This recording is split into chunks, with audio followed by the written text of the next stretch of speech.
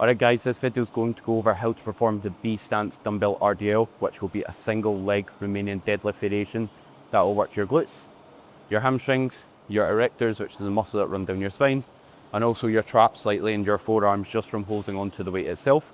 So this variation can be good to kind of train the glute because due to the single leg nature of the movement, we're resisting rotation a little bit more. So it can be good to train the glute for that reason.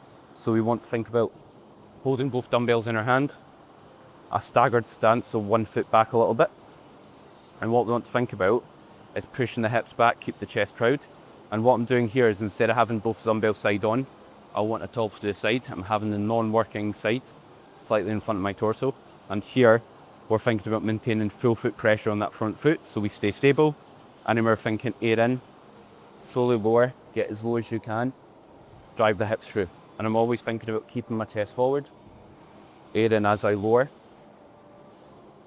and full foot pressure on that front foot. You're not kind of using that back foot a lot, that's just there for balance or stability in other words.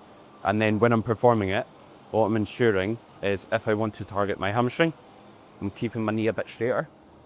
Whereas if you want to target your glute more, I'm allowing a bit more bend in my knee. I'm not initiating through bend in my knee, but towards the bottom, I'm allowing it to bend, so I train my glute a little bit more here.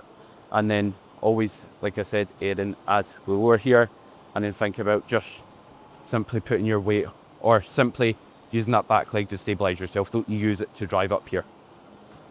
And then if someone wanted to kind of target their glute a bit more, using the weight on their non-working hand can challenge rotation a little bit more.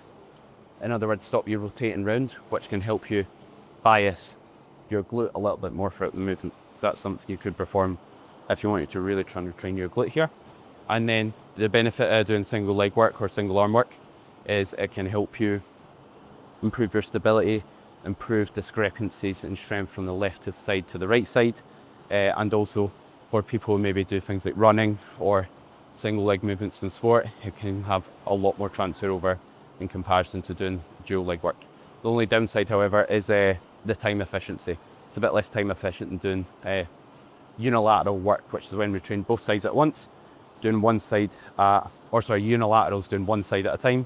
Bilateral is if we do both sides at once.